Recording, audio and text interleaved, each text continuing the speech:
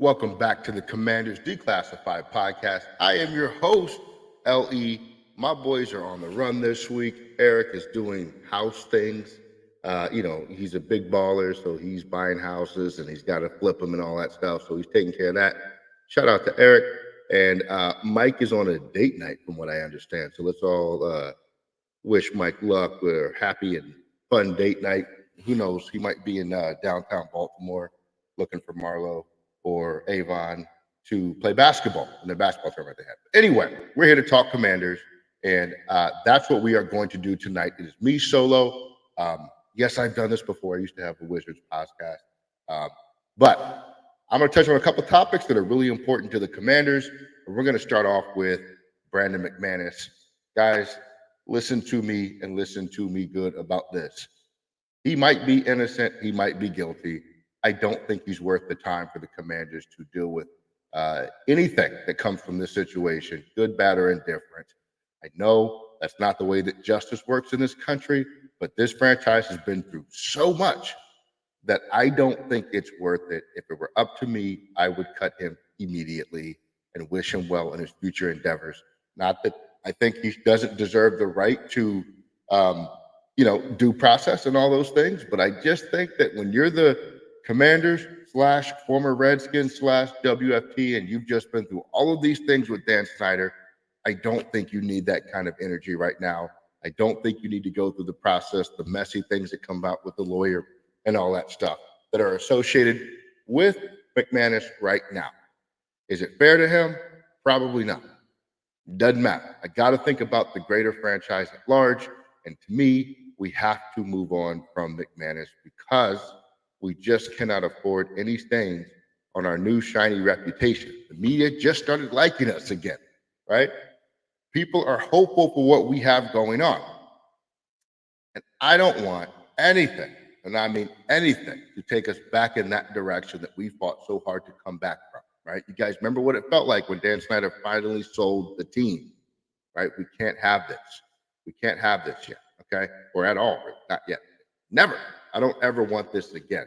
McManus, I wish you well. I just cannot see the Commanders going through this scenario again and inviting this type of attention into our franchise. On top of it, this is going to lead into an investigation into the Jaguars on this flight where all of these things allegedly took place. Now, what happens in investigations?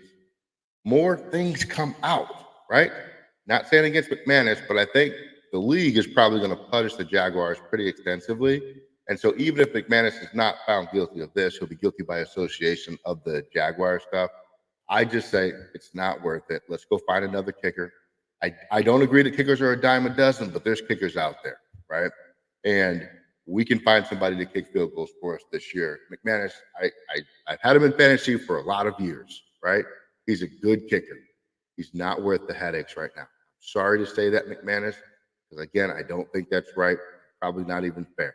But we got to do what's best for the franchise at all times.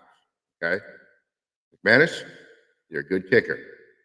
But got to keep everything, and I mean everything, clean at all times so that we can be that shining franchise that we want to be again. Right? So let me know what you guys think about that topic. Leave a comment on YouTube like you guys always do. And let me know if you agree, disagree, or what have you relative to Brandon McManus and that situation. Now, I want to talk about another topic tonight, and that's Luke McCaffrey. So if you've been listening to any of the local reporters out here about Luke McCaffrey and his situation and what he might bring to the table here with the Commanders, and I'm going to share this image of Luke. You've got to be excited what you're hearing right now. Cooley loves him. Kine loves him. All the major players in the media really like this guy, on top of the fact that he's a McCaffrey kid. You cannot discount the fact of a player who has come into the league with parents that played the league, brothers and siblings that played to the league. That is called pedigree, guys. The guy is a consummate pro. That's all we hear about him on all these major podcasts, is that he's a consummate pro. Who else is there to be more excited about with than McCaffrey. When we drafted him, I will be honest with you, I was not sure about McCaffrey.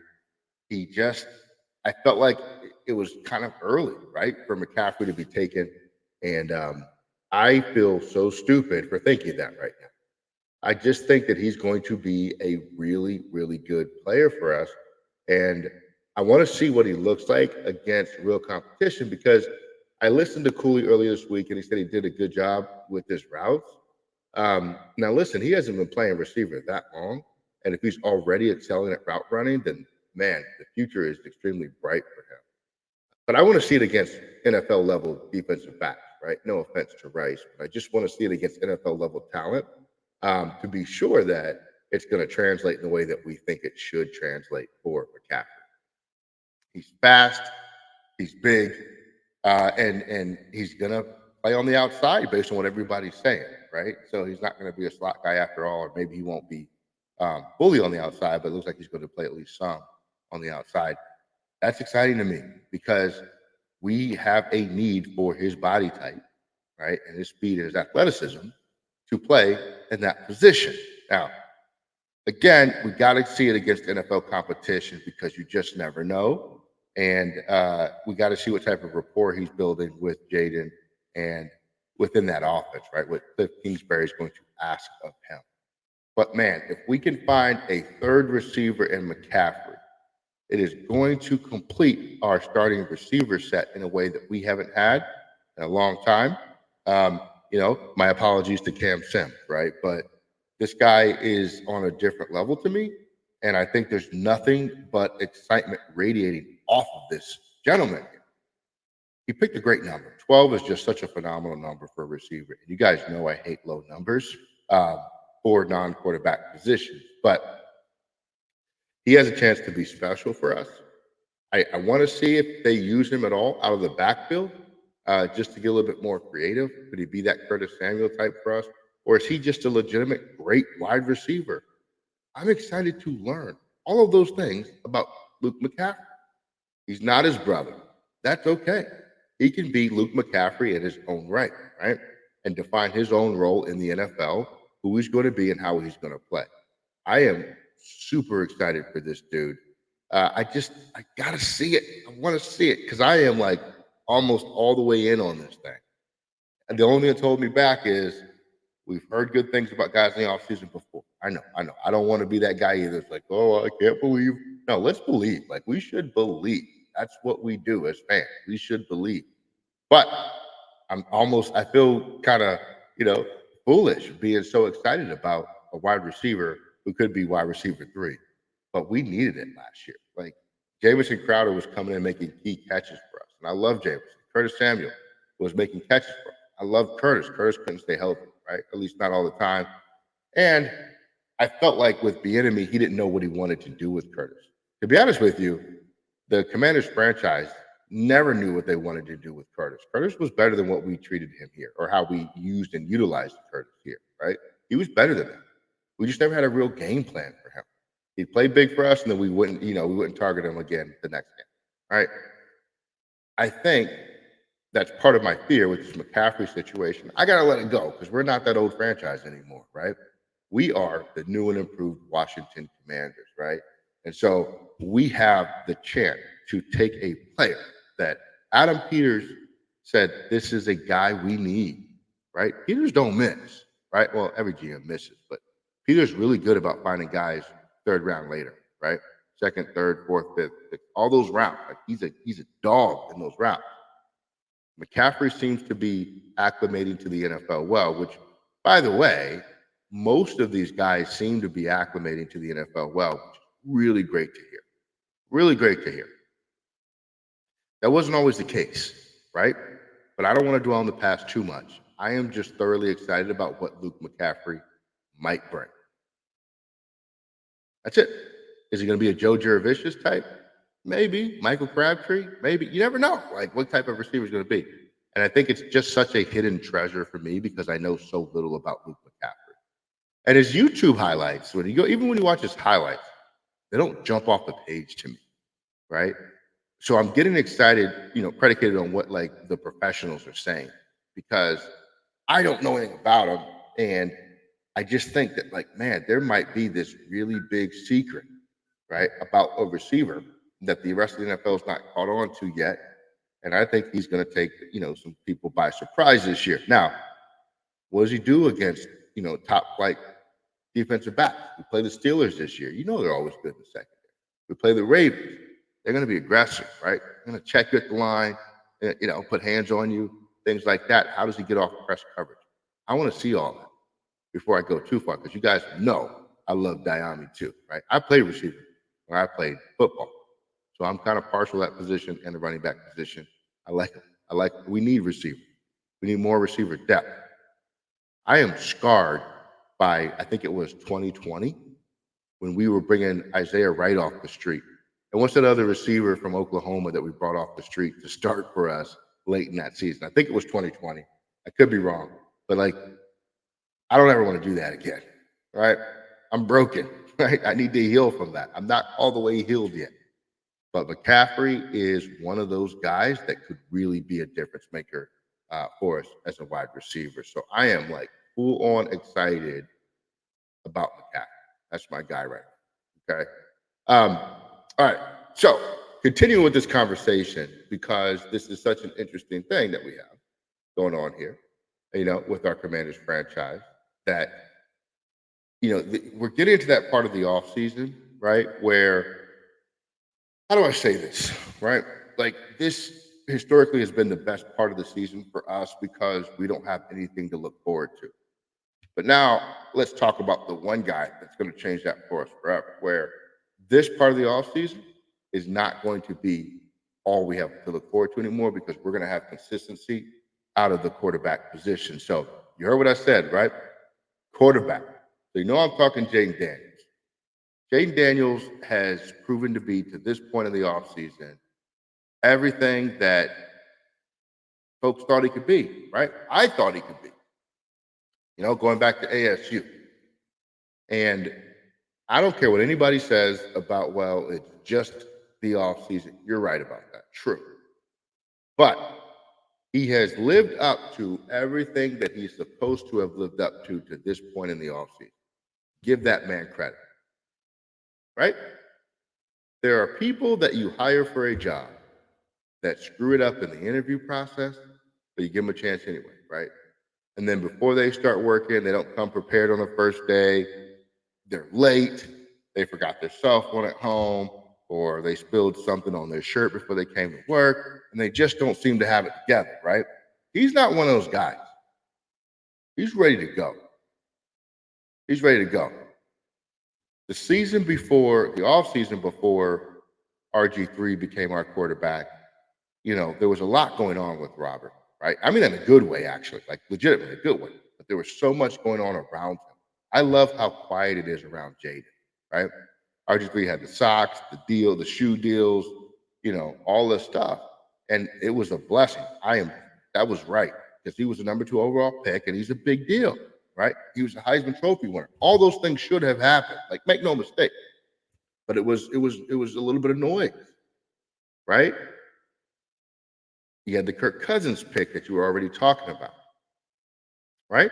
And then you had, even with Howell last year, it was well, Ron's going to get fired after this year. Is he really the guy? Does Eric Bieniemy want him? So there was no peace in the Howell offseason last year, right? Because you knew his leash wasn't that long, because he was a 5th-round pick. He had to blow you away in 2023 for him to still be here. He couldn't make any mistakes, right? Wasn't fair to him, but that's the reality of the situation. So you knew that going into the offseason. So it made it really difficult to just fully invest in that situation. We're no longer there. We have a guy that is completely here. The franchise is behind this man. And so far, he is checking every major box that you want. Why can't we be excited about that? Tell me. Because I'm going to be excited. And y'all can hate on me if you want to. But be excited with me about this. It's a quarterback. And listen, yes, I know he can run.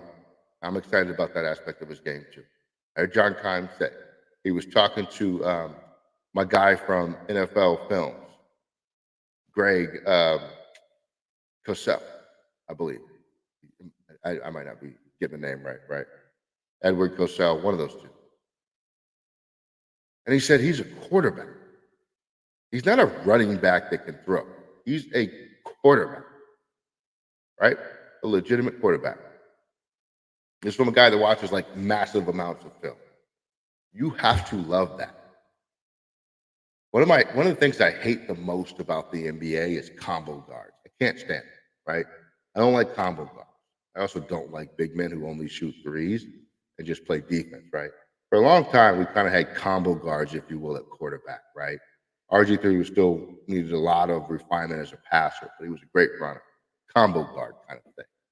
Taylor Heineke wasn't big enough for the position, had a bunch of heart. His arm didn't match his heart, right?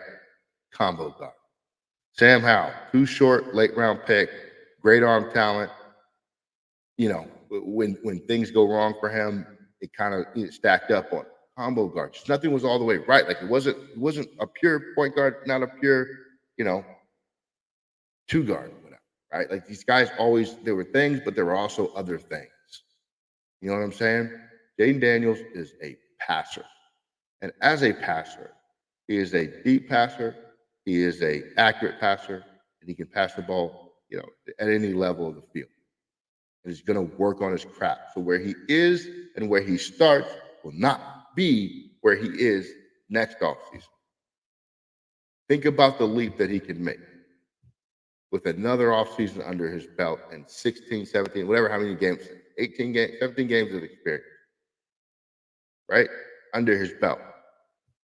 Think about how much better he's going to be. Now, what's the key? Got to stay on the field, and you can't end this season with an injury that's going to take away from your offseason next year. That's your only goal for Jake. Don't end this season with an injury that's going to take away from your offseason next year, period. Right? How do you avoid that? Get the ball out quick. They protect the quarterback in the NFL. Get the ball out quick and let your receivers make plays. That's simple. And he has shown to be able to do that. I have no reason to doubt his abilities to make that a reality.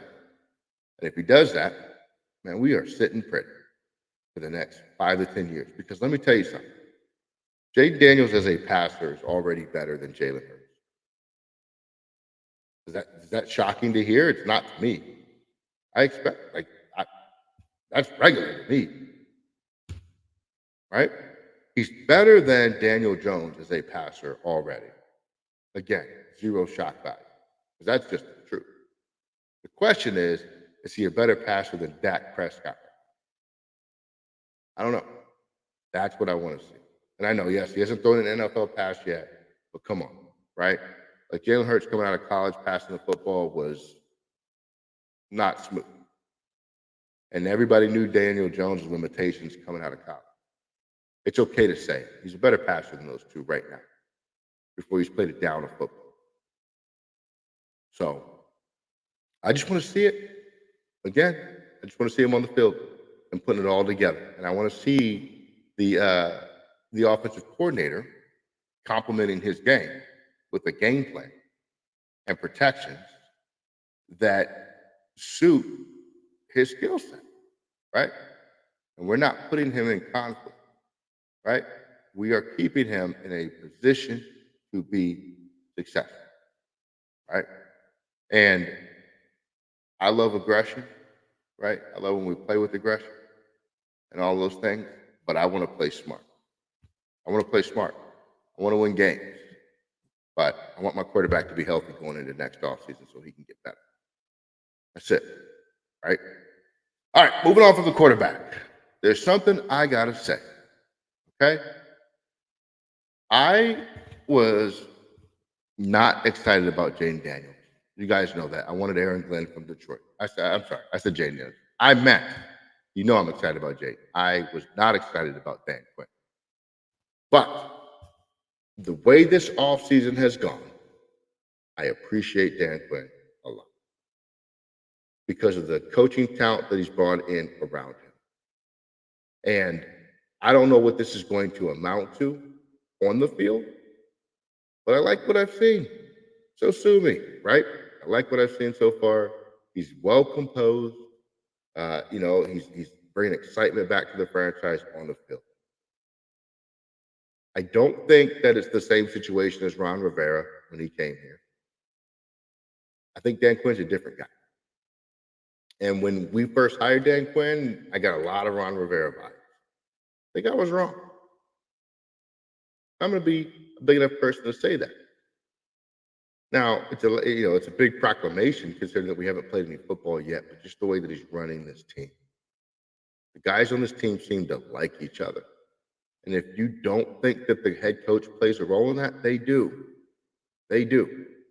If you've ever been in charge of a team before, not even a sports team, right? Like a work team, an operational team. If the leader of that team is not somebody that promotes productive chemistry in the workplace, folks aren't going to get along like they should, right? So he sets the tone. And I'm going to be honest, I like the tone that he set. Now, the thing that I always had an issue with Ron Rivera was game management situations, right? We haven't had to see that from Quinn yet in Burgundy and Gold, but at some point we will. So if he doesn't manage those things the right way, then everything I'm saying right now is going right back out the window. But I think he's learned from his situations before. And I think we're going to see smart, intellectual football with a well-managed game. I'm excited. So Dan Quinn, you have my temporary apology for doubting your hire right now. But you know what I'm saying. We got to see it on the field. We got to see it on the field. And I might just be on a full apology tour this year, right? Because I talked a lot, I'm being a little bit facetious about this. But the running back position, right? The running back position is something that I am highly intrigued in. Because you have Austin Eckler, who has not been a feature runner, right, in the league in quite some time. He is a feature football player, primarily, in a pass-catching capacity. But straight handoffs? Nah. He doesn't do a ton of that. And when he does do it, he's about as effective as all the other running backs that we've had in here the last several years. 3.5 yards a carry, 3.7, 3.8, right? Not putting up huge, massive numbers. So I'm not going to belabor the point of the running back position, but there's a couple things, right? Number one, I want to see them practice their running game. We didn't do it last year. And then we didn't do it in the season. Practice the running game, right? We need to. Number two, I want to see Brian Robinson take advantage of some of those yards that it leaves on the field, right? How do we improve running back vision? There's some that say you can't, right? I want to see us do it.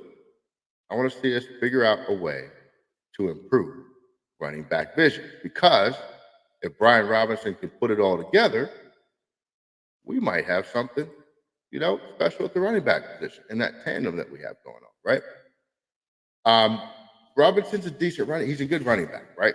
The comp I said when he came out of college and everybody wanted to throw me out of a window was Wayne Gallman. And I think that has been such an apt comparison to this point in time. Wayne Gallman had some really good seasons. Now, you want to see more explosion from Brian Robinson to break off bigger runs, right? You want to see better contact balance at the line of scrimmage or behind the line of scrimmage when he's first initiated for as big as he is. And then you want to see him take advantage of the lanes that are there, right? That are not immediately there, but a little bit of patience and his vision and processing to see lanes open up. And if he does those things, he could be a really good running back, might even be an all-star. I haven't seen it yet. Though he's been effective, I tend to notice what else he could have gotten. on the field, right? And maybe I'm being overly critical. I'm certainly susceptible to that, right? Knowing myself. But I think there's more there. Eckler, I think, is just going to be a pass catching running back. That doesn't mean a third down running back. That role in the NFL is dead and gone. It could be first down, second down, third down, fourth down, whatever, right? Eckler is going to play a ton. And he will run enough to keep the defense honest. But he's primarily going to catch passes. That's what he's going to do. He's been fantastic at it.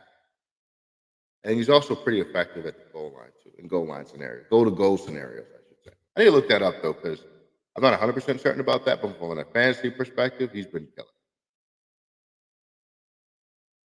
So I just want to see a commitment by this organization to the running game. That's it, right? I want to see Chris Rodriguez get some looks.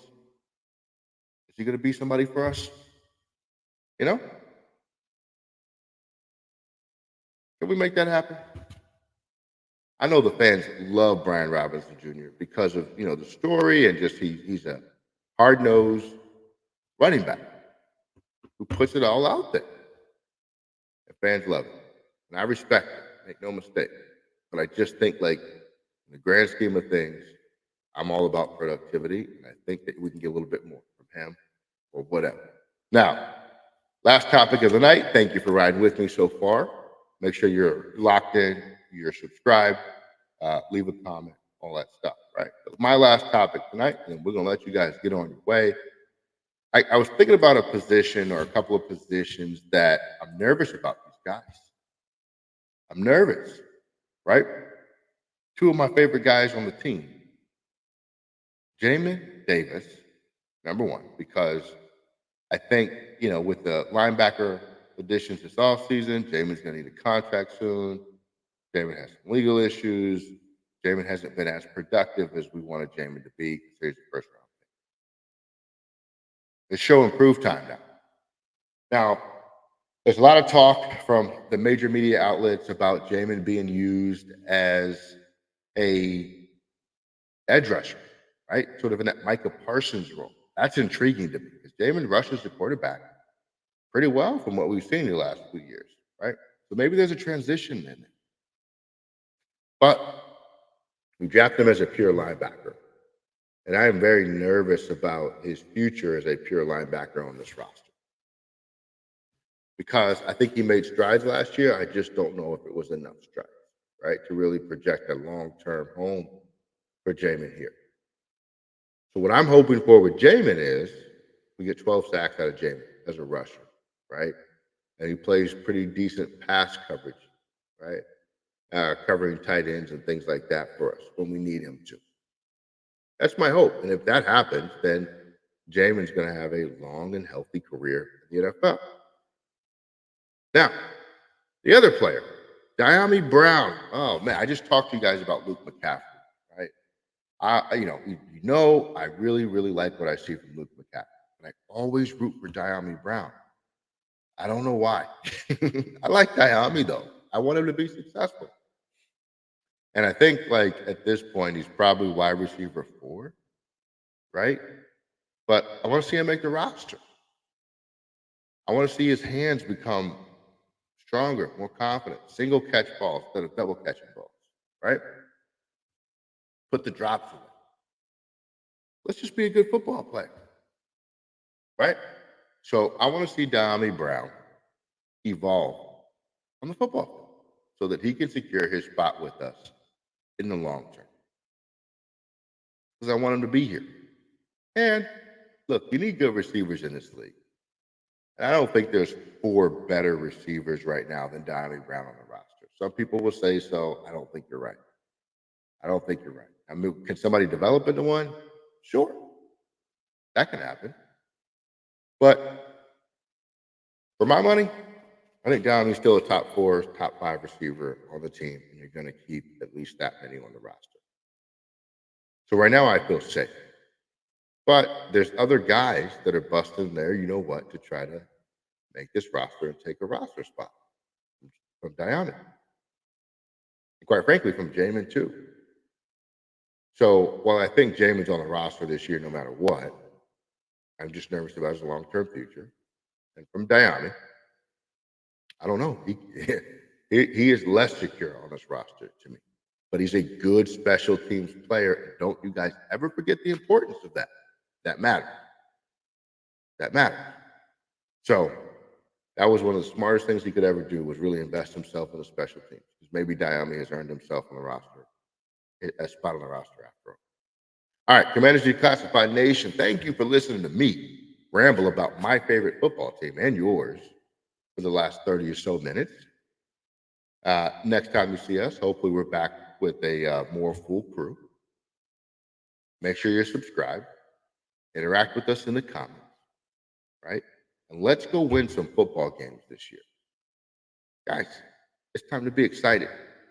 We actually get to be excited. Now, excitement doesn't guarantee 12 wins, but we don't go into the season knowing we're automatically going to lose 12 games, right? Or that our franchise is going to blow up on us after this season. Let's keep our focus on the prize, right? We're doing all the right things this offseason. Let's carry that momentum into the season. Commanders Declassified Nation, I truly appreciate you guys. Everybody's been riding with us from the beginning, and all our new folks here. Have a great week. We'll see you next time. Ellie is out of here. Commanders Declassified. Here we go.